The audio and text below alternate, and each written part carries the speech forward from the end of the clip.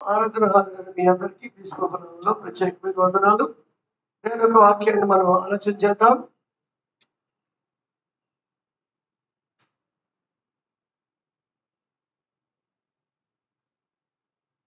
తండ్రి అయిన దేవుని యొక్క గుణ లక్షణాన్ని ఒకసారి జ్ఞాపకం చేసుకోబోతున్నాం. ఎందుకంటే మనం నమ్ముకున్న దేవుడు ఎలాంటి గుణ లక్షణాలు కలిగి ఉన్నాడో మరి అవి మనం అర్థం చేసుకుని ఆయనకు లోబడి భయపడి భక్తి కలిగి జీవించాలి. అది దేవుడు ఆశించేది. ఆయన ఎలాంటి వాడో ఒక సందర్భంలో మీరు నాకు భయపడరా అని అడుగుతాడు. మీరు నాకు భయపడరా, అలానే మీరు నాకు లోపడరా అని ఆయన అనేక చోట్ల ఆయన ప్రశ్నిస్తున్నట్టు మనం చూస్తాం. అందువల్ల ఆయన గుణ లక్షణాలు మనం తెలుసుకున్నట్లయితే మరి ఆయనకు భయపడే జీవించే అవకాశం ఏర్పడుతుంది. భయం భక్తి కలిగి ఉండే అవకాశం ఏర్పడుతుంది. అలా ఉన్నట్లయితే దేవుడి ఆశీర్వాదాలు మనం పొందుకునే ఛాన్స్ ఉంది. అందువల్ల దేవుని యొక్క గుణ లక్షణాలు జ్ఞాపకం చేసుకున్నాం. అన్ని వివరించుకోలేము, కానీ ఆయన శక్తికి సంబంధించిన గుణ లక్షణాలు ఉన్నాయి. అవేంటి అంటే మనందరికీ తెలిసినట్టుగా సర్వశక్తిమంతుడు. లేఖనాలు తీయొద్దు, కానీ లేఖనాల ఆధారం చెప్తాను. ఆదికాండంలో 17:1 చదివినట్లయితే ఆయన సర్వశక్తిమంతుడు. మరొక లక్షణం సర్వజ్ఞుడు. సర్వజ్ఞుడు అంటే అన్నీ తెలిసినవాడు. మీ గురించి, నా గురించి, ఈ లోకం గురించి, అన్నిటి గురించి తెలిసినవాడు సర్వజ్ఞుడు.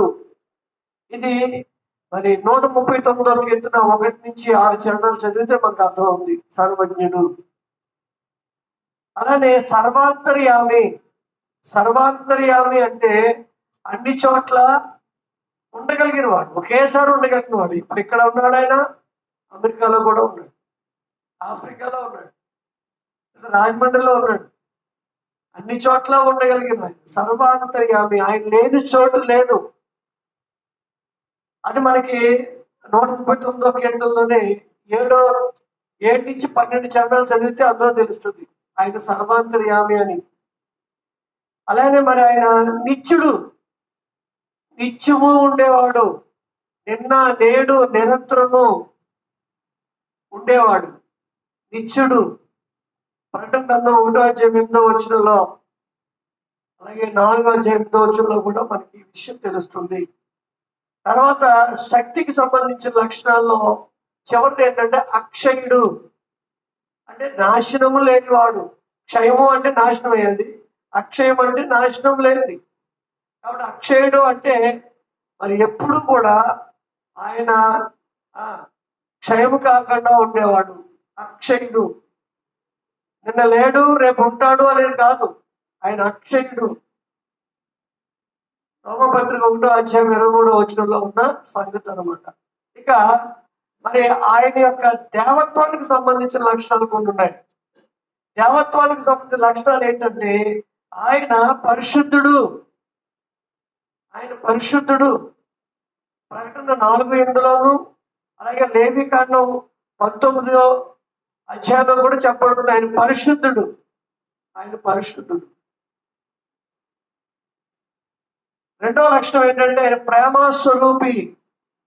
ప్రేమస్వరూపి. యోహాను రాసిన మొదటి పత్రిక 4:8 దేవుడు ప్రేమస్వరూపి. ప్రేమ లేని వాడు దేవుడిని ఎరగడు అంటాడు. కాబట్టి ఆయన ప్రేమస్వరూపి. అలానే ఆయన ఆత్మస్వరూపి. ఆత్మస్వరూపి, అదృశ్యమైన వాడు, ఆత్మస్వరూపి. యోహాను సువార్త 4:24 దేవుడు ఆత్మ కనుక దేవుడిని ఆరాధించేవారు ఆత్మతోనూ సత్యంతోనూ ఆరాధించవలను. కాబట్టి దేవుడు ఆత్మస్వరూపి.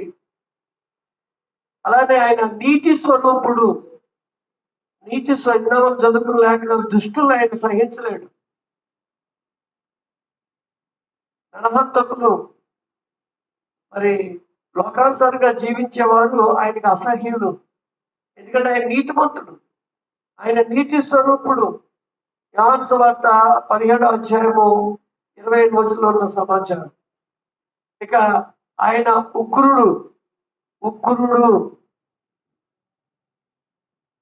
రోమాపత్రిక 2:8 ఈ రోజు ఈ అంశాన్ని మనం ఆలోచించాలి. ఎందుకంటే అన్ని దేవునికి ఉండే లక్షణాలు మనం తప్పించుకునే బాగా ఆలోచిస్తుంటాం. ప్రేమ కలవాలండి. ఈ ప్రేమ, యేసు ప్రేమ అది ఎవరు కొనలేదు, ఎవరు బాబా ప్రేమ సమస్త దోషాన్ని కప్పుద్ది. నేను ఏం చేసినా క్షమించేస్తాడు.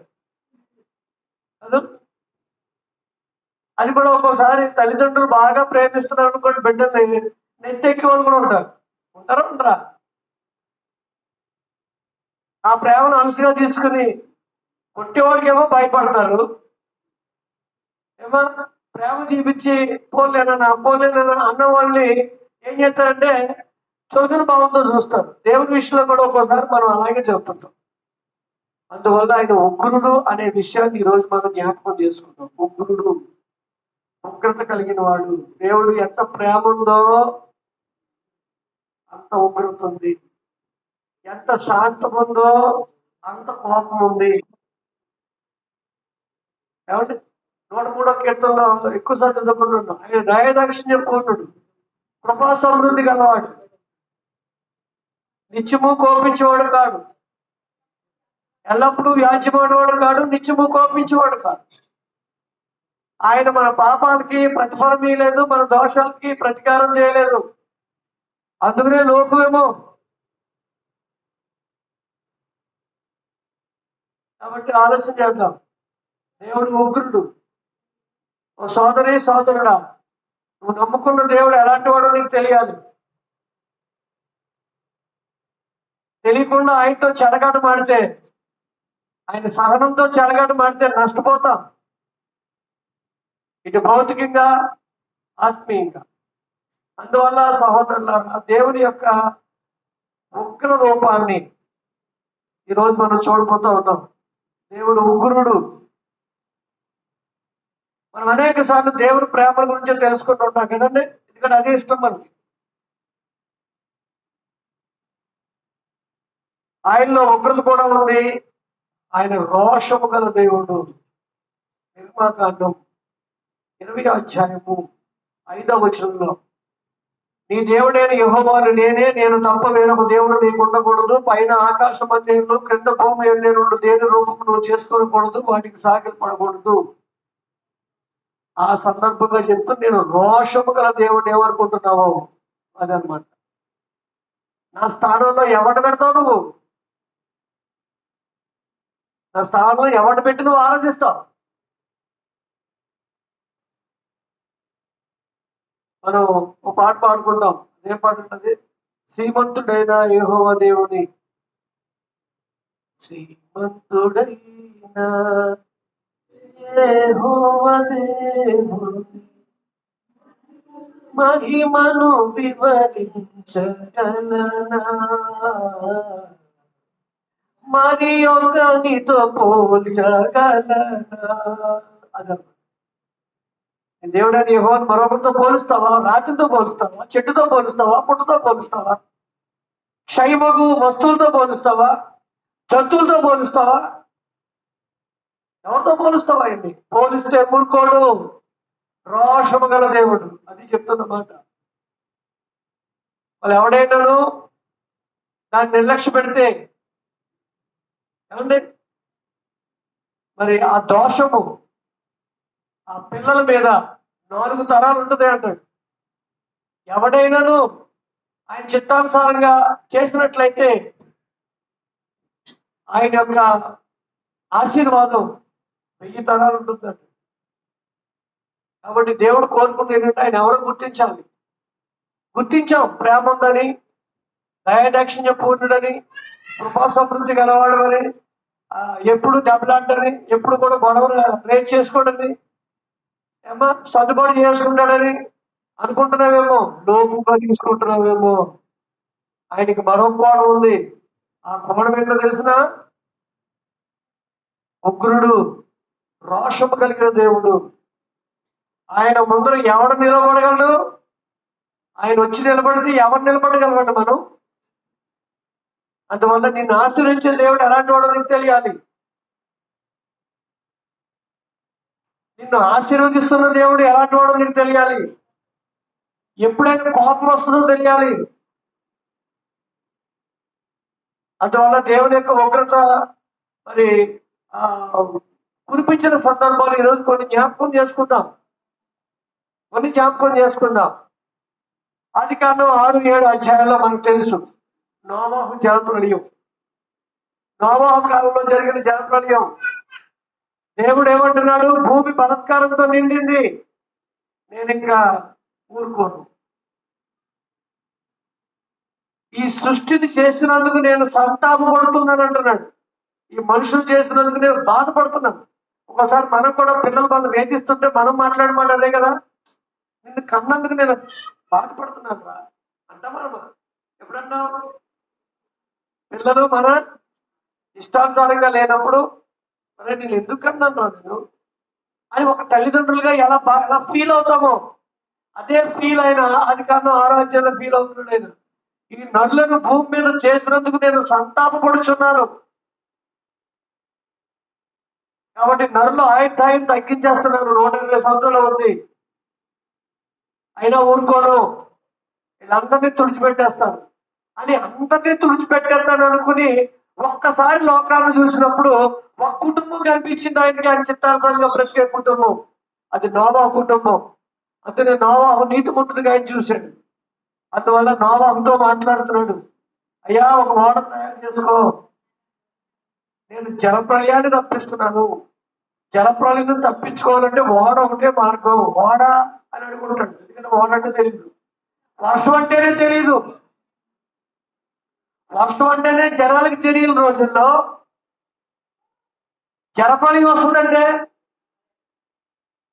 నమ్మకాలు అసలు ఏమైనా ఆధారం ఉంటుందా అని. అలాగే ఈనాడు కూడా ఏమంటున్నాడు ఆయన, ఈ భూమిని అగ్ని కొరకు నేను భద్రం చేశాను, అగ్నితో దీన్ని కాల్చేస్తాను. అదే కదా పేతురు రాసిన 2వ పత్రికలో చెప్తున్నమాట, భూమి దాని కృత్యాలను కాల్చేస్తాను. అవి కాలిపోతే నువ్వెక్కడ ఉంటావు? నువ్వు ఉండవు. ఏ జీవరాశి నిలబడదు, అగ్నికి ఏది ఆగదు. అందువల్ల మరి అగ్ని అనగానే అగ్నితో కాల్చేస్తుంది, అగ్నివర్షం కురుస్తుందా? ఎస్, అగ్నివర్షం కురుస్తుంది. ఏమండి, సూర్యుడు మండుతున్న అగ్నిగోళం తెలుసా నీకు?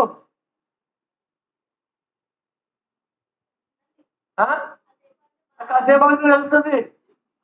టైంలు మార్చేసుకుంటున్నాం, గమ్ముగా పారిపోతున్నాం. ఎందుకంటే సూర్యుడు మనకు దగ్గర అయిపోయి ఆ వేడి భరించలేక వేసవికాలంలో చాలా ఇబ్బందులు పడుతూ ఉన్నాం. ఏదైనా పని ఉంటే తప్ప ఎవరు బయటకు వెళ్ళదు. 11 నుంచి 4 గంటల వరకు అని ప్రకటిస్తూ ఉన్నారు. కారణం ఏంటంటే ఈ శరీరం ఆ వేడికి తట్టుకోలేదు. మరి అగ్ని గంధకాలు అగ్ని కురిస్తే ఈ శరీరం ఆగుద్దా అని.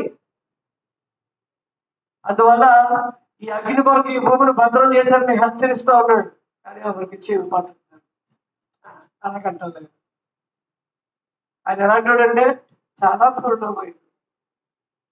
మనం ఏం చేసినా చెప్తా ఉంటాడు తప్ప, నోరు పెట్టి కన్నా చెప్తాడు తప్ప మనం ఏదేమి యాక్షన్ తీసుకోడు అని ధైర్యంగా తిరుగుతున్నారు మనుషులు. లోకం వదిలేయండి, ఆయన తెలుసుకున్న మనుషులు కూడా ధైర్యంగా తిరుగుతున్నారంటే ఏంటి నీ ధీమా? చిటికేస్తే మాయమైపోతావు. ఆయన ఎదురుకుండా నిలబడితే ఆయన ఒక దానికి తాళ జాలిన వాడు ఎవడన్నాడు సామెత గ్రంథంలో. ఆయన ఎదురుకుండా నిలబడితే తాళ జాలిన వాడెవడు, నిలబడగలిగిన వాడెవడు?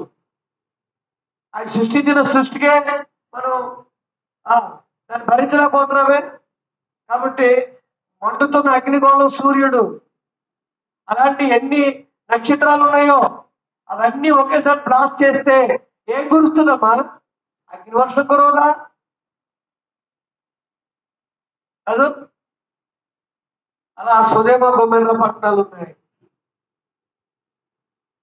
నోవా కాలంలో నీటిని రప్పించి జలప్రళయం ద్వారా మొత్తం జీవరాశులన్నింటినీ గాలి పీల్చుకుని బ్రతికే అన్ని కూడా తెచ్చాయి కదండి. అలా దేవుడు ఒకరితో కురిపించాడు. ఎందుకు కురిపించాడు? భూమి బలాత్కారంతో నిండిపోయింది. దేవుని కుమారులు నరుల కుమార్తెలు చక్కని వారిని మనసుకు నచ్చిన వాళ్ళు పెళ్లి చేసేసుకుని దేవునికి విరుద్ధంగా వారి కుటుంబాన్ని ఏర్పాటు చేసుకున్నారు, నాశనం చేసేసారు. రెండో ఉదాహరణ సొదొమ గొమొర్రా పట్టణాలు. సొదొమ గొమొర్రా పట్టణాలు ఆదికాండం 19వ అధ్యాయంలో ఉన్న సమాచారం. సొదొమ గొమొర్రా పట్టణాలని నాశనం చేస్తూ తను చేయబోతున్న పని ఏదైనా సరే తన ప్రవక్తలకు వివరిస్తాడని గ్రంథం చెప్తుంది. ఆయన దాచి అకస్మాత్తుగా చేయడు, హెచ్చరిస్తాడు. ఫస్ట్ సలహా ఇస్తాడు, ఒక్కోసారి ప్రతిమాస్తాడు. దానికి వెనకపోతే ఆయన రోషం గల దేవుడు ఉగ్రతను కురిపిస్తాడు. అలాగే సొదొమ గొమొర్రా పట్టణాలు ఒకప్పుడు లోతు గారు ఆ పట్టణాలు చూసినప్పుడు ఎలా కనిపించినాయి? ఆయనకి దేవుని తోటలా కనిపించిందంట. కానీ ఈనాడు ఏమైపోయినది? దేవునికి అసహ్యమైన పట్టణాలుగా ఆ జంట నగరాలు దేవుడు చూశాడు. ఎందుకు చూశాడు? తాను సృష్టించిన సృష్టిని ఎందుకు దేవుడు మరి దాని మీద కోపాన్ని తెచ్చుకుంటున్నాడు అంటే వారి ప్రవర్తన బట్టి. అదే మనం గుర్తుపెట్టుకోవాలి. వారి ప్రవర్తన బట్టి.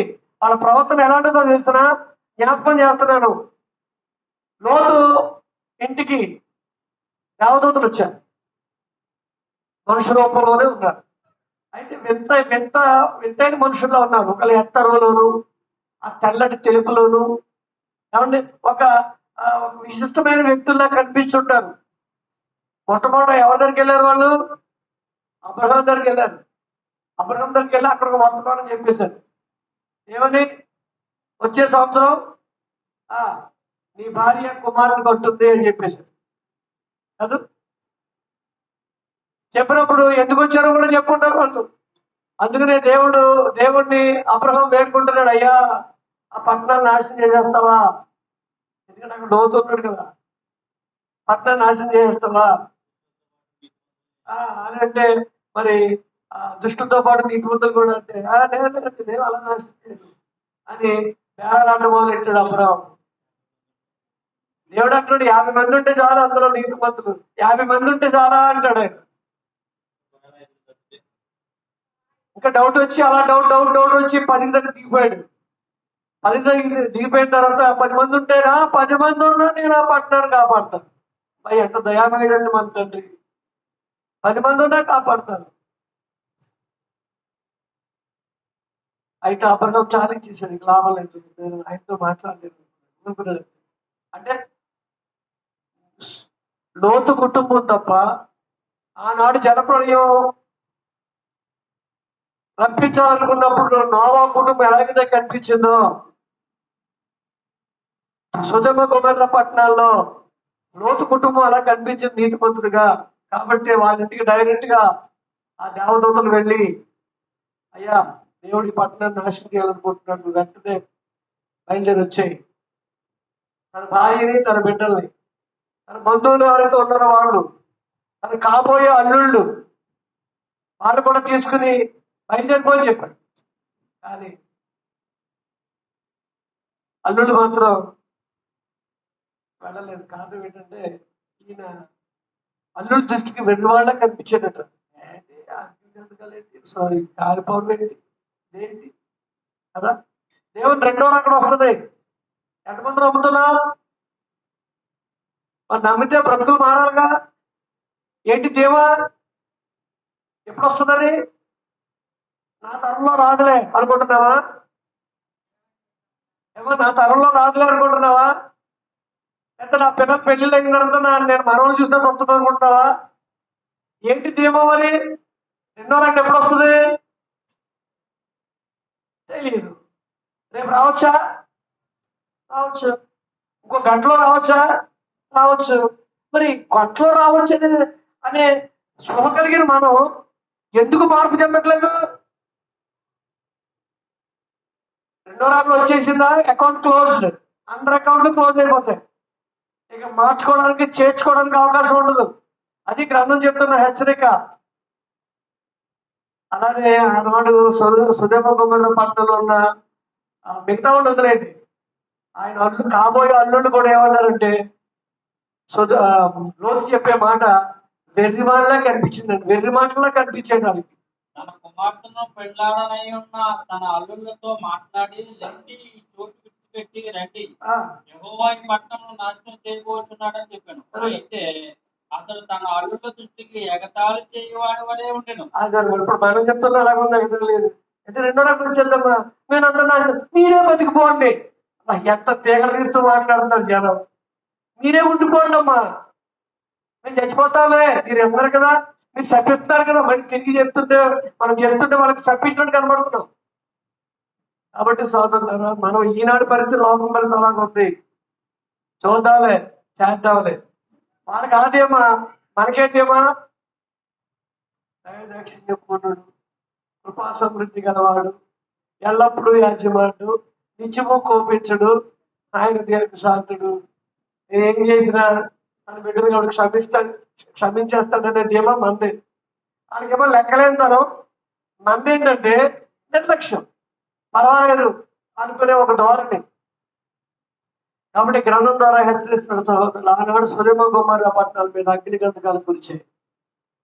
పట్టణం అంతా నాశనం అయిపోయింది. ఎందుకు నాశనం అయిపోయింది? ఎందుకు నాశనం అయిపోయింది కూడా తెలియాలి. ఎందుకు నాశనం అయిపోయిందంటే ఆ పట్టణం దేవుని దృష్టికి అసహ్యమైంది. కారణం ఏంటంటే పిన్నలు మొదలుకొని పెద్దల వరకు వ్యభిచారంతో నిండి ఉన్న పట్టణం అది. లోటింటికి ఎవరో కొత్త వాళ్ళు వస్తే వాళ్ళతో మేము వ్యభిచారం చేస్తాం, పంపించమని లోతుని అడిగారు. లోతు అంటున్నాడు, అయ్యా ఇది చాలా ఘోరం, నా ఇంటికి అతిథులు వచ్చారు, ఇది ఘోరం అండి, ఇది నేను పంపలేనండి. అంటే కుదరదు, పంపని అడుగుతాడు. ఎక్కడి నుంచి? ఎవరెవరంట? పిల్లలు మొదలుకొని, చిన్న పిల్లలు మొదలుకొని పెద్దల వరకు వెళ్ళి ఇంటి మీద దాడి చేశారు. ఇంకా అతను ఎంత అంటే అతిథులు గౌరవించాలనే ఒక సదుద్దేశంతో, అయ్యా నా కుమార్తెలు ఇంకా పెళ్లి కాల, ఇదిగో నా కుమార్తెలు మీకు ఇచ్చేస్తాను, మీ ఇష్టంలో చేసుకోండి. ఎవరంటారు నమ్మాట? అంటే అతిథులకి గౌరవించాలి, అయ్యా ఇది పద్ధతి కాదు అని అంటే, కాదు వాళ్ళే మాకు రావాలి. అలాంటి దుష్టత్వంలో ఉన్న పట్టణాలు. కాబట్టి సొదొమ గొమొర్రా పట్టణాలు అగ్ని గంధకాలతో దేవుడు నాశనం చేశాడు. అలానే కొరింథీయులకు రాసిన మొదటి పత్రిక 10వ అధ్యాయము 5వ వచనం మనం చూసినట్లయితే, ఇశ్రాయేలీయులపై అనేక సందర్భాల్లో దేవుడు తన ఉగ్రతను చూపించాడు. అవునా? దేని వల్ల? సనగడం వల్ల. సొడుగులు, మనం కూడా సడుక్కుంటున్నామా? సడుక్కుంటే మన పరిస్థితి అంతేనమ్మా. ఎవరు మినహాయింపు కాదు తల్లి బాబు, ఎవరు మినహాయింపు కాదు. ఎందుకేమో బెదరో అని పక్కకి వెళ్ళిపోయిన తర్వాత బ్రదర్ సంగతి నీకు తెలుసా పక్క కొడితే అన్నాం అనుకో, అయిపోయింది అంతే, రికార్డ్ అయిపోయింది అక్కడ. ఏమంటే అలాంటి సందర్భాలు ఉన్నాయా? ఓ బోల్డ్. ముఖ్యంగా స్త్రీలు తక్కువ అంచనా అని అంటే నేనేం చెప్పలేను, కానీ ఎక్కువగా అలాంటి పరిస్థితి స్త్రీల్లోనే ఎక్కువ ఉంటుంది.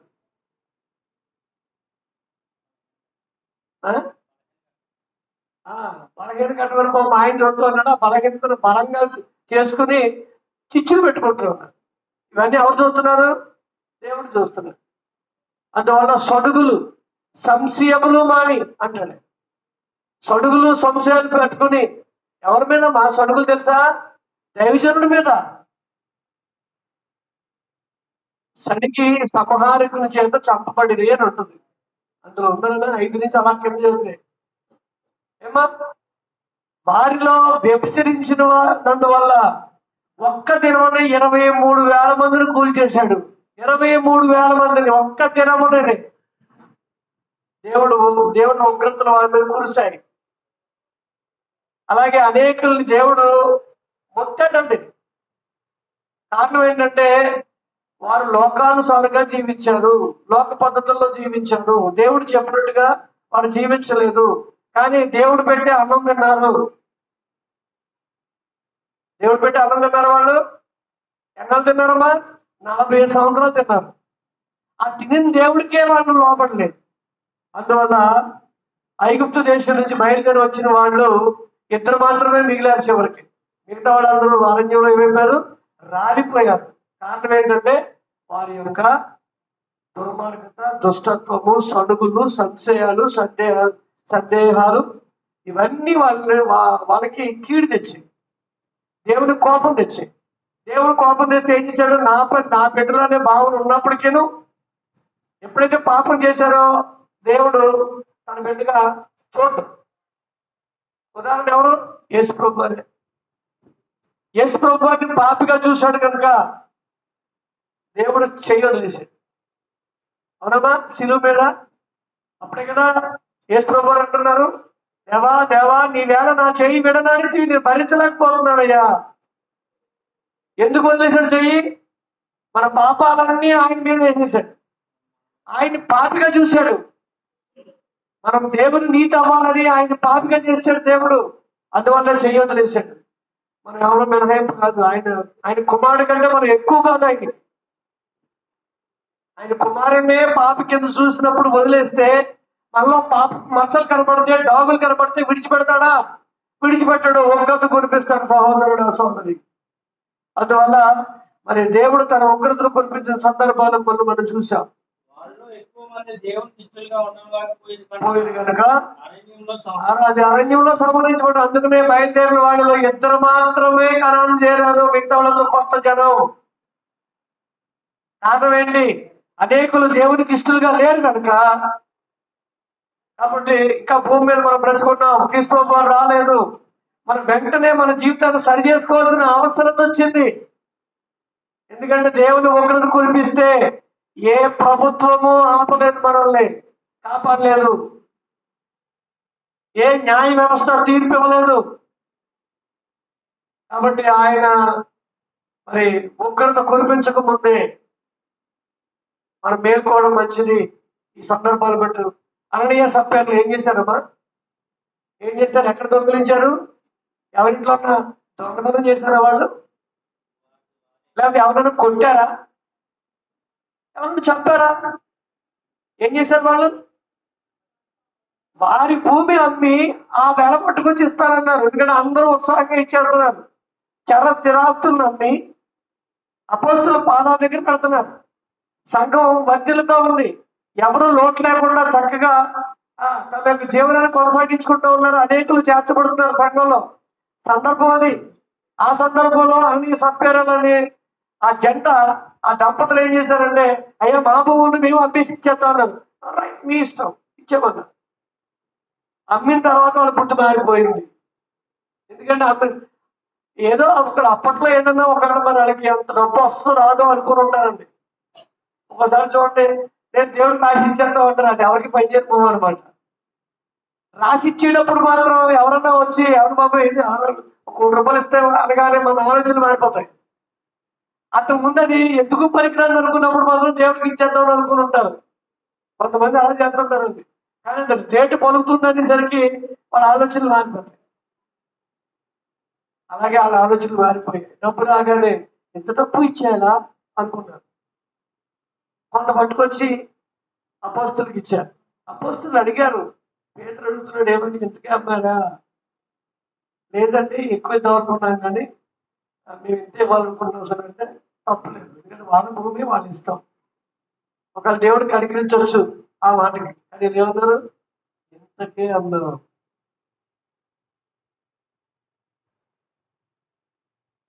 అంటే వెంటనే ఇప్పుడు ఆయన ప్రాణం పోయింది. అననీయ ప్రాణం మోసుకుపోయారు బాధ పెట్టడానికి. ఈ లోపల చూసి భార్య వచ్చింది. ఏడైనాని ఇంకా రాలేదేంటని ఆవిడ అడిగారు, అమ్మాయి ఎంతకే అమ్మారా? అంతకే అమ్మాం. తాపేస్తాడు ఇద్దరు. అంతకే అమ్మాం. ఆవిడన్నా నిజం చెప్తే బతుకుంటుందేమో. ఆవిడ కూడా ఏం చేసింది? కూడబలుకున్నారు ఇద్దరు. ఏంటి మీరిద్దరు ఏకస్తులై దేవుని ఎదురు మీరు ఎందుకు అబద్ధం ఆడుతున్నారు అని కూడా అంటాడు అక్కడ. అదిగో నీ యొక్క భర్తను బాధ పెట్టిన పాదాలు ఇంకా వాకెట్లే ఉన్నాయి అన్నాడంటే ఈవిడ చనిపోయింది. దేనివల్ల? ఇది చెప్పాలంటే మరి తప్పుగా తోస్తుంది మనకి. దేవునికి ఇస్తానన్నది ఇవ్వకపోతే అది కూడా శాపం కింద దేవుడు చూస్తాడు. అందువల్ల ఇచ్చే ముందే ఇవ్వాలనుకునే ముందే ఆలోచించుకొని దేవునికి ఇద్దామని అనుకో. దేవునికి ఇచ్చిన తర్వాత దాంట్లో మళ్ళీ కొంత తీసుకుంటాడు, అది నాకు మన సొమ్ము కాదు. దేవునికి మొక్కుబడి చేయబడింది. అంత సున్నితంగా దేవుడు ఒక్కోసారి చూస్తుంటాడు. అందువల్ల అన్ని సత్కారాల యొక్క మరణం భయం పుట్టిస్తూ ఉంది. అలాగనే హేరోదు రాజు, అంటే ఎవరు మినహాయింపు కాదని చెప్పడానికి, హేరోదు రాజు గవర్నర్, అంటే ఆ యూదుల్ని ఆ సామ్రాజ్యాన్ని పరిపాలిస్తున్నవాడు గవర్నర్ హేరోదు. హేరోదు కూడా తన దుష్ట క్రియల వల్ల దేవుడు అతను మొత్తాడు. అతను పురుగులు పడి చచ్చిపోయాడు. ఇది భౌతికమైన దండన. దేవుని ఉగ్రతలు కురిస్తే ఎవరూ మినహాయింపు కాదు సహోదరుడా, సోదరి. ఆలోచన చేద్దాం. కాబట్టి మరి మరి దేవుడు ఎవరిపై ఉగ్రత కురిపిస్తాడు? అందరిపైన కొందరిపైన అని అంటే రోమపత్రిక 1:18 సత్యమును అడ్డగించేవారిని, సత్యాన్ని ఎవరైతే అడ్డగిస్తారో వారి మీద దేవుని ఉగ్రత కురుస్తుంది. ఈనాడు చాలా మంది సత్యాన్ని అడ్డగిస్తున్నారు. అసలు క్రైస్తవుడు ఉంటే లోకానికి వచ్చే ప్రమాదం ఏంటో అర్థం కావట్లా. క్రైస్తవుల వల్ల సమాజంలో మరి మరి పెద్ద ఆటంకపరుడుగా చూస్తున్నారు కొంతమంది. ఏమండి, ఉదాహరణకి ఒక న్యాయంగా వ్యాపారం చేసుకునే వ్యక్తిని కొట్టు ముగించేస్తే ఎంత దారుణం అండి. ఏం సార్, కరెక్ట్ రేట్లు అన్ని చోట్ల 10 రూపాయలు అయితే ఇతను ఇక్కడ 6 రూపాయలకి అమ్ముతున్నాడు. అదే వస్తువు ధర తక్కువ అమ్ముతున్నాడు. అన్ని అలాగే ఉన్నాయి. ఇప్పుడు ఆ కొట్టుకి వెళ్తారా వెళ్ళను? వెళ్ళరండి. మా ఊడు కాదు, మా కులస్తుడు కాదు, మా మతస్థుడు కాదు, నా స్నేహితుడు కాదు. నా స్నేహితుడు 10 రూపాయలు కొనుక్కున్నా పర్లేదు, నేను అక్కడ కొనుక్కుంటానేమో అనే తెలివిలేనుడు ఏమనుకుంటానండి. ఇప్పుడు ఒకసారి మా అమ్మాయికి వెళ్ళొచ్చు, ఇక పద్దాకా వెళ్ళిపోయి అక్కడ కొనుక్కుంటావా? వస్తువు అదే, కానీ ఇక్కడ నీకు 6 రూపాయలకి దొరుకుతుంది, అక్కడ 10 రూపాయలు దొరుకుతుంది. వస్తువు అదే. చెప్పండి జాన్ గారు, ఏ షాప్కి వెళ్తారు మీరు? షాపును ముగించేస్తే ఏడు పరిస్థితి అమ్మ, షాపును ముగించేస్తే ఏడు పరిస్థితి. అలాగే క్రైస్తవ్యాన్ని మూసేయాలని చూస్తున్నారు. క్రైస్తవుడు మూలంగా సమాజంలో విలువలు బోధించబడుతున్నాయి. విలువ కలిగిన జీవితాలు ఎలా ఉంటాయని నష్టపోయినా కానీ అలాంటి విలువ కలిగిన జీవితాలు జీవిస్తూ ఉంటారు. మరి ఎందుకు క్రైస్తవుడు ఆటంకంగా ఉంటున్నాడో అర్థం కావట్లా. ఇతరులకు మేలే చేయడానికి ఇష్టపడుతున్నాడు. ఇతరులకి తన మూలంగా ఏ నష్టం జరగకుండా ఉండేటట్టుగా చూసుకుంటున్నాడు. తను నష్టపోయినా పర్లేదు, ఇతరులు ఎప్పుడు సంతోషంగా ఉండాలని కోరుకుంటున్నాడు. అలాంటి వాడు సమాజంలో ఉండడం అవసరమా కాదా? మరి ఎందుకు క్రైస్తవుడు ఆటంకంగా కనబడుతున్నాడు అర్థం కాదు. అలాగే ఇక్కడ కూడా సత్యాన్ని అడ్డగించేవారు. సత్యం బోధిస్తుంటే జరగబోయే సంగతులు ఇవి ఉన్నాయి. దేవుడు మనం సృష్టించాడు, మనం పాపం చేశాం, ఆ పాపం నుంచి విముక్తి కొరకు క్రీస్తు ప్రభువారిని ఆయన పంపించాడు. ఆయన మరణం ద్వారా నీ పాప విమోచన జరుగుతుంది. నువ్వు భూమి మీద ఉండగా నీతిమంతుడిగా జీవిస్తే పరలోకానికి వెళ్తావు. యేసు ప్రభు అని ఆయన కుమారుడు ఆయన రానే ఉన్నాడు రెండోసారి. వచ్చినప్పుడు ఎవరైతే ఈ మాటలు అంగీకరించి వారు బ్రతుకులు దిద్దుకుంటారో అలాంటి వాళ్ళు తీసుకుని వెళ్ళి పరలోకంలో పెడతాడు, మిగతా వాళ్ళు నరకానికి పోతారని ఇదే కదా బోధిస్తున్నది. ఇందులో స్వార్థం ఏంటి? ఇందులో స్వార్థం ఏముందమ్మా? పక్షపాతం ఏముందమ్మా? ఒకవేళ నువ్వు విన్నావు, మారితే మారు, లేదా నీ ఇష్టం. ఇప్పుడు దీంట్లో ఇబ్బంది ఏముంది? మారకపోతే శిక్షలు ఇక్కడ లేదుగా. అందువల్ల సత్యాన్ని అడ్డగించే మనుషులకు దేవుని ఉగ్రత కురుస్తుంది. నువ్వు నమ్మినా నమ్మకపోయినా జరగబోయేదే. రైట్. తర్వాత విగ్రహారాధన. ఆయన చెప్పుకుంటున్నాడు నేనే దేవుడిని. నువ్వు పెట్టుకున్నావు ఏవేవో వస్తువుల్ని, రూపాన్ని పెట్టుకున్నావు. ఆయన అంటున్నాడు నన్ను ఏ రూపంతో పోలుస్తావు? ఏ వస్తువుతో నన్ను పోల్చుకు నువ్వు పిలుస్తావు, ఆరాధిస్తావు? నేను రోషం గల దేవుడు. లోకానికి దేవుడు ఒక్కడే ఉన్నాడు, ఆయన నేనే అని చెప్తా ఉన్నాడు. నమ్మితే నమ్ము, లేకపోతే వదిలే. కానీ దేవుడు ఊరుకోడు. తన స్థానంలో ఎవరిని పెట్టుకుని ఆయనగా భావించి చేస్తారో అలాంటి వాడిని దేవుడు ఊరుకోవడం చెప్తున్నాడు. కాబట్టి విగ్రహారాధికుడు, విగ్రహారాధులపై ఆయన ఉగ్రత కురుస్తుందని 78వ కీర్తనలో చెప్తా ఉన్నాడు. 78వ కీర్తన 58, 59లో విగ్రహారాధులపై దేవుని యొక్క ఉగ్రత కురుస్తుంది. అలానే యోహాను సువార్త 3వ అధ్యాయము 36వ వచనంలో చదవండి. యోహాను సువార్త కుమారుని యందు విశ్వసించువాడే నిత్య జీవం గలవాడు. కుమారుని విధేయుడు కానివాడు జీవం చూడడు కానీ దేవుని ఉగ్రత వాడి మీద కాదండి. దేవుని ఉగ్రత ఎవరికి కురుస్తుంది? అంత రోమపత్రికలో మనం చదివితే మంచివాని కోసమైనను ఒకడు చనిపోవటం అరుదు. ఒకవేళ ఎవరైనా ఒకవేళ చనిపోవడం తెగించవచ్చు, కానీ అరుదు. అలాంటిది మన శత్రులమై ఉండగా, మనం ఇంకా పాపలై ఉండగా క్రీస్తు మన కొరకు చనిపోయాను. ఏమండి? అలాగే యోహాను రాసిన మొదటి పత్రికలు కూడా చెప్తూ అంటాడు ఆయన, మనం అందరం పాపాల నుంచి విముక్తి చెందడానికి తన సొంత కుమారుని మనకి ఇవ్వడానికి వెనుదీయని దేవుని యొక్క ప్రేమ ఏంటో అర్థం చేసుకోమంటున్నాడు. అలాంటి తన కుమారుణ్ణి భూమి మీదకు పంపించి పాపాల నిమిత్తం ఆయన్ని శిలువ మరణానికి అప్పగిస్తే అది అర్థం చేసుకోవడం మానేసిన మనుషులు ఎవరైతే ఉన్నారో, క్రీస్తును అంగీకరించిన వారు ఎవరైతే ఉన్నారో ఆయన కూడా అంగీకరించడు. పైగా వారి మీద ఏం కురుస్తుంది? దేవుని యొక్క ఉగ్రత వస్తుంది. తర్వాత మనం చదువుకున్నట్టుగా కొరింథీయులకు రాసిన మొదటి పత్రిక 10వ అధ్యాయంలో 5 నుంచి 10 వచనాల్లో అవిశ్వాసులపై, అవిధేయులపై దేవుని ఉగ్రత కురుస్తుంది. కాబట్టి దేవుడు అందరిపైన దేవుని ఉగ్రతను కురిపించడు. ఎవరైతే సత్యాన్ని అడ్డగిస్తారో, ఎవరైతే విగ్రహారాధులుగా ఉంటారో, విగ్రహారాధికులు అంటే అర్థం ఏంటని తెలుసమ్మా? తనని నిరాకరించడం. ఇప్పుడు నేను ఒక తల్లి ఉందండి, నేను వాస్తవం సంగతి చెప్తున్నా.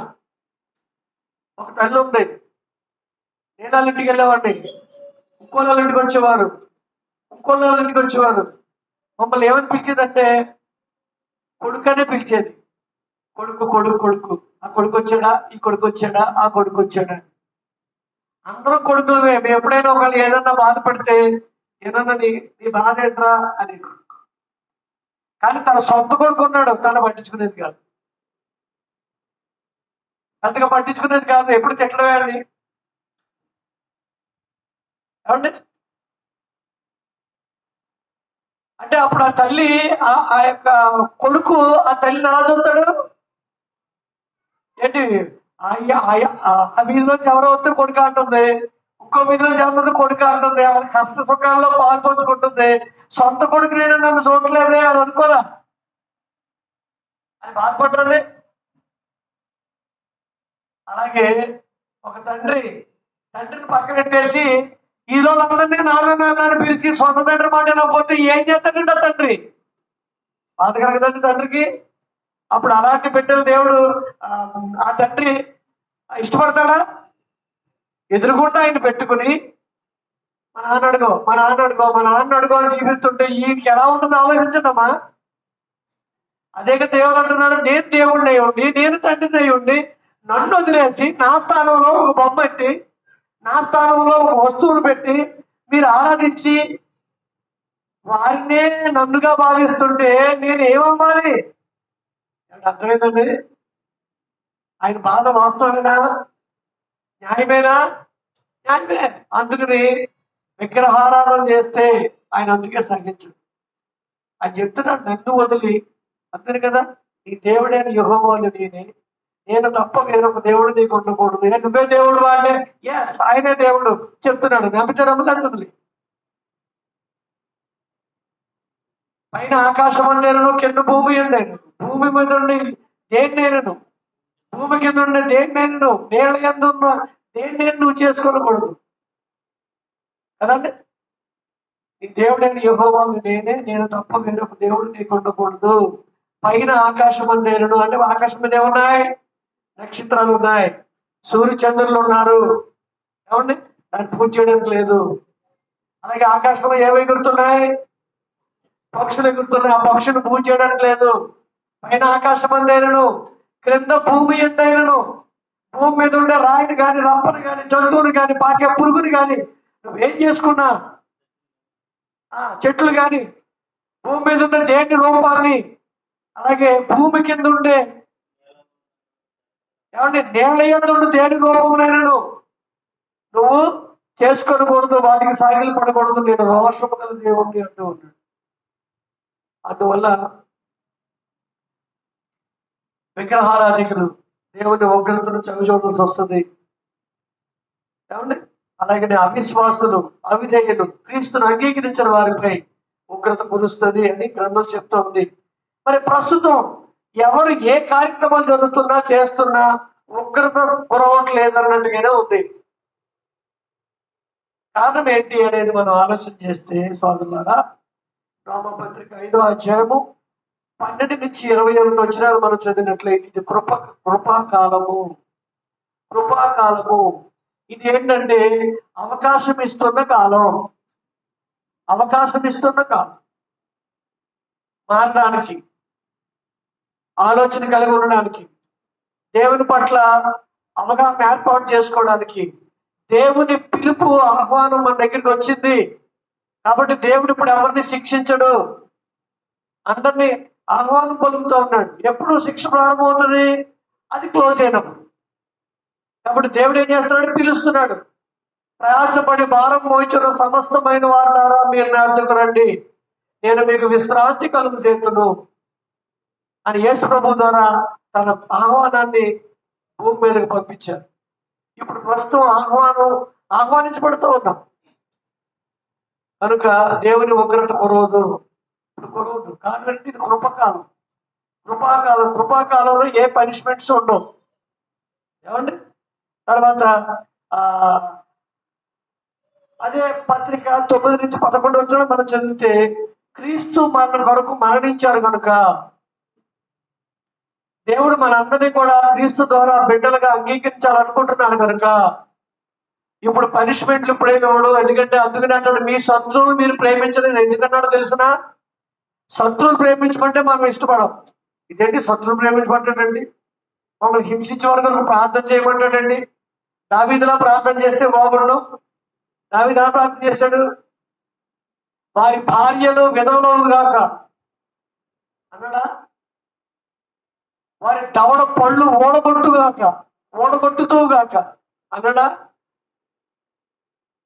వారు మరణమైపోవుదురు గాక అన్నాడా? అలాగనమంటే అంటాం. ఎందుకంటే హింసించే వారి గురించి ఎలా ఉంటుంది? ప్రేమ ఉంటుందా? కానీ యేసు ప్రభువు ఏమంటున్నారు? మిమ్మల్ని హింసించే వారి గురించి ప్రార్థన చేయండి, మీరు మీ శత్రువులు సైతం ప్రేమించబోతులే ఉన్నారని చెప్తున్నారు. కారణం ఏంటో తెలుసునా అమ్మా? మనకి శత్రువులు, హింసించేవారు పెరిగిపోవాలనే ఉద్దేశం కాదు. ఆయన ఉద్దేశం శత్రువు కూడా రేపు పొద్దున నా ఆహ్వానాన్ని మన్నించి అతను కూడా నా బిడ్డగా అయ్యే అవకాశం ఉంటుంది. మిమ్మల్ని హింసించేవారు కూడా బుద్ధి తెచ్చుకుని వాడు మారే అవకాశం ఉంటుంది. కాబట్టి అందరూ మార్పు కావాలని కోరుకునే కాలం కనుక ఆయన ఏం చేస్తున్నాడమ్మా? తన ఉగ్రతను ఎప్పుడు కురిపించట్లేదు. అది 5వ అధ్యాయంలో సమాచారం.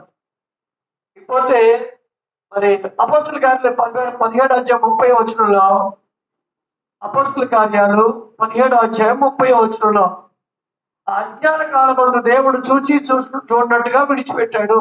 ఇప్పుడైతే అందరూ అంతటను మారు మనసు పొందవల్లని మీ ఎడల దీర్ఘశాంతం కలిగి ఉన్నాడు. అందుకని ఉగ్రత కురిపించట్లేదు. కాబట్టి ఇప్పుడు ఉగ్రతలు లేవు.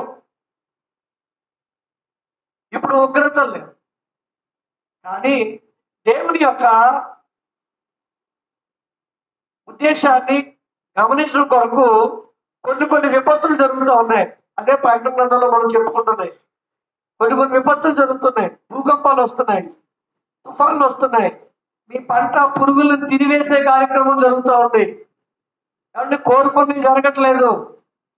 అకస్మాత్తుగా కొన్ని ప్రకృతి వైపరీత్యాలు సంభవిస్తున్నాయి. అవి కూడా దేవుని యొక్క ఉద్దేశాన్ని మనుషులు గమనించడానికి దేవుడు విడిచిపెట్టేశాడు అంతే. కంట్రోల్ ఒక్కోసారి విడిచిపెడుతున్నట్టు కనిపిస్తూ ఉంటాడు. ఇది కూడా ఎందుకు అంటే మన శ్రేయస్ కోసమే, మన మార్పు కోసమే. ఒకటే గుర్తుపెట్టుకోండి, ఏ విషయంలోనైనా నీతిమంతులు చనిపోయే అవకాశం భూమి మీద లేదు. ఏం చనిపోవడం? ఆకస్మికంగా చనిపోవడం అనేది. ఏమండి? తర్వాత అదేంటంటే ఏదో నష్టం జరిగి చనిపోవడం అనేది జరగదు. ఒకవేళ అప్పుడప్పుడు జరుగుతున్నా అవి ఆయన తీర్పులు, మనం ఏం చేయలేం. ఆయన ఒక ఇష్టం అది. ఒక్కోసారి బాగా భక్తిగా బ్రతికిన వాళ్ళు కూడా ఏదో యాక్సిడెంట్ గురే చనిపోవచ్చు. అరే ఆయన చనిపోయాడు కాబట్టి, అంత భక్తిపరుడు చనిపోయాడు కాబట్టి ఈయన ఏదో పాపం చేశాడు కూడా మనం అనుకోకర్లా. అదే కదా యేసు ప్రభు వారు ఒక సందర్భంలో లోకాసు వార్తలో మరి గోపురం కూలిపోయి అనేక మంది చనిపోతారు. చనిపోయినందుకు పాపులా అని వాళ్ళు ప్రశ్నించినప్పుడు, మీరు కూడా మార్పు చెందకపోతే వాళ్ళకంటే మీ పరిస్థితి మరి దారుణంగా ఉండదని చెప్పారు యేసు ప్రభు. కాబట్టి చనిపోయిన వాళ్ళందరూ తప్పు చేశారను ఇప్పుడు అనుకోకర్లా. ఒక్కోసారి దేవుని సెలవు అయితే ఏ వయసులో అంటే ఎవరైనా చనిపోతారు, వేరే సంగతి. అది అక్కడక్కడ జరుగుతున్న సంగతి. కానీ ఎక్కువగా ప్రకృతి వైపరీత్యాల వల్ల నష్టం జరుగుతుందంటే దేవుని యొక్క ఉద్దేశాన్ని గమనించడానికి దేవుడు ఒక్కొక్కసారి అలాంటి పంపుతాడు అనేది మనం అర్థం చేసుకోవాలి. ఏది ఏమైనప్పటికీ మారు మనసు పొందే అవకాశం ఇవ్వడం కొరకు దేవుడు తన ఉగ్రత అంటే ఒకేసారి అందరి మీద కురిచేది అదండి. అక్కడక్కడ జరిగేవి కాదు ఉగ్రతలు, కానీ అవి కూడా ఉగ్రతలో భాగాలే. కానీ అది ఫైనల్ కాదు, ఫైనల్ తీర్పు కాదు. ఫైనల్ తీర్పు వచ్చినప్పుడు ఎవరు నిలబడరు. అందువల్ల మారు మనసు పొందాలి అనే అవకాశం ఇవ్వడానికి కోసం దేవుడు తన ఉగ్రతను వెంటనే చూపించట్లేదని మనం గమనించాలి. అయితే రాబో ఉగ్రత ఎంత భయంకరంగా ఉంటారని జ్ఞాపకం చేసుకున్నాం.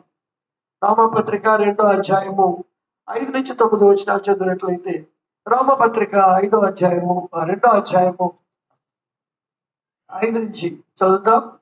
రోమపత్రిక, నీ కాఠిన్యమును మార్పు పొందని నీ హృదయమును అనుసరించి ఉగ్రత దినమందు అనగా దేవుని న్యాయమైన తీర్పు బయలుపరచబడు దినమందు నీకు నీవే ఉగ్రతను సమకూర్చుకొంచున్నావు. ఆయన ప్రతి వానికి వాని క్రియలు చొప్పున ప్రతిఫలం ఇచ్చాను. సత్క్రియను ఓపికగా చేయించు మహిమను ఘనతను అక్షయతను వెతుకు వారికి నిత్య జీవమునిచ్చును. అయితే భేదములు పుట్టించి సత్యమునకు లోబడక దుర్నీతికి లోబడి వారి మీదకి దేవుని ఉగ్రతయు రౌద్రమును వచ్చును. అదండి కనుక భయంకరుడు.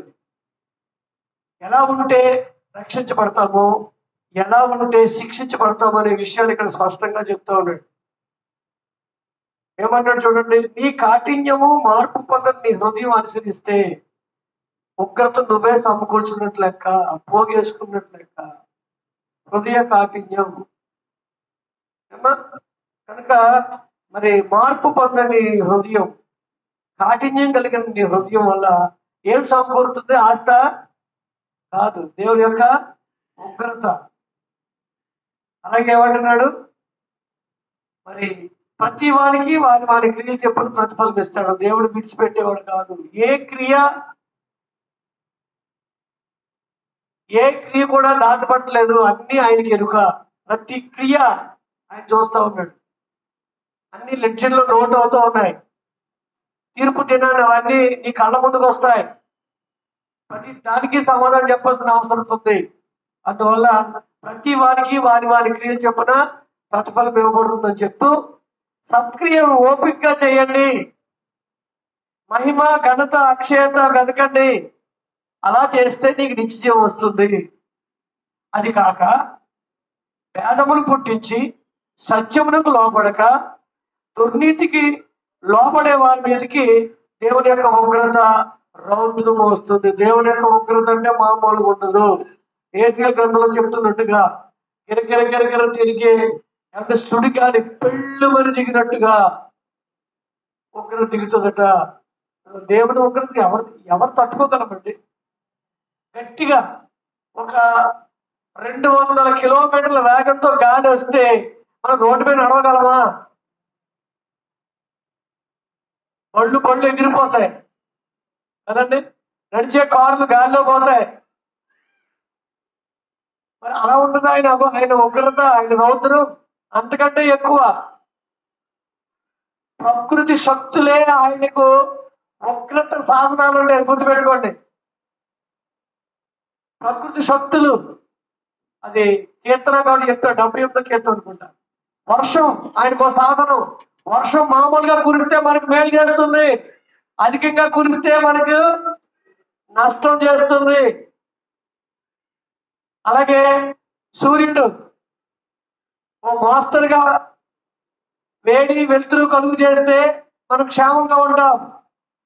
కానీ 100 డిగ్రీలు సెల్సియస్ లో హీట్ గాని వస్తే, ఇప్పుడు 42కే అగ్గగలాడిపోతున్నాం, 43కి కదండి. 50 దాటితే అసలు బయట ఒక పెట్ట మనిషి కనిపించడు, కాబట్టి తట్టుకోలేము మనం. అలాంటిది 100 అలా వచ్చింది అనుకోండి, కనుక ఆగలేము. కానీ రేపొద్దుట ఉగ్రతలో ఆయన ఉపయోగిస్తాడు, సాధనం అది. ఇంకా గాలి, మామూలు గాలి వేస్తే, ఇప్పుడు నుండి గాలి ఆటలేదు, చెట్టు ఆకు కూడా అలలాట్లేదు, అయ్యో గాలి గాలి గాలి అనుకున్నాం. ఫ్యాన్లు ఉన్నాయి కాబట్టి కొంతవరకు సేవ్ చేస్తున్నాయి. అది కూడా బయట గాలి రాకపోతే ఆ గాలి కూడా వేడిగానే ఉంటుంది కదండి, ఆ గాలి తట్టుకోవడం కష్టం అవుతుంది. అదే గాలి విపరీతంగా వీస్తే ఇళ్ళు పడిపోతాయి, రేకులు ఎగిరిపోతాయి, చెట్లు పడిపోతాయి, మనుషులు కూడా ఇక్కడి నుంచి ఉన్న వాళ్ళు తెలియకుండా అక్కడ పోయే ప్రమాదం ఉంటుంది. కాబట్టి గాలి ఆయన సాధనం. ఏమంటే అలాగే మీరు ఏది తీసుకున్న ప్రకృతి ఆయన సాధనాలుగా ఉపయోగించుకుని ఉగ్రతను కురిపిస్తాడు. సహోదరి గమనించండి, ఎక్కడి నుంచో ఏమో రావక్కర్లేదు, వాటికి అధికంగా పరమిచ్చేస్తే చాలు, అవి చేసే పేరు చేసేస్తాయి. ఏమండి, కనుక మరి ఆయన ఉగ్రత రౌద్రం చాలా ఎక్కువ ఉంటుంది అనేది గమనించాలి. తర్వాత రాబోయే ఉగ్రత ప్రకటన గ్రంథం 20:15 ప్రకారంగా, ప్రకటన గ్రంథం 15వ అధ్యాయం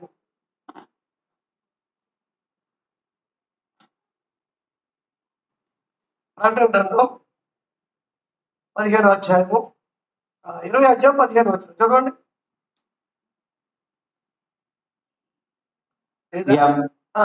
ఎవరి పేరైనను జీవ గ్రంథమందు వ్రాయబడి ఉండదు కనబడిన ఎడల వాడు అగ్నిగుండంలో పడవేయబడు. ఇది జరిగిపోయే సంగతి. అగ్నిగుండంలో పడవేయడం అంటే మార్క్స్ సువార్త 9వ అధ్యాయం 4 చెప్తున్నారు, అగ్ని ఆరదు, పురుగు చావదు.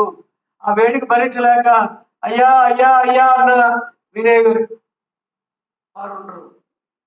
అది ఉదాహరణ కూడా యేసుప్రభువు వారు చెప్పారు. ధనవంతుడు లాజరు మంచి సమాధానం ఉండే ప్లేస్ లో ఉన్నారు, ధనవంతుడు యాతన పెట్టబడే ప్లేస్ లో ఉన్నాడు. ఎక్కడి నుంచి అరుస్తున్నాడు, అయ్యా నేను యాతన పెట్టబడుచున్నాను.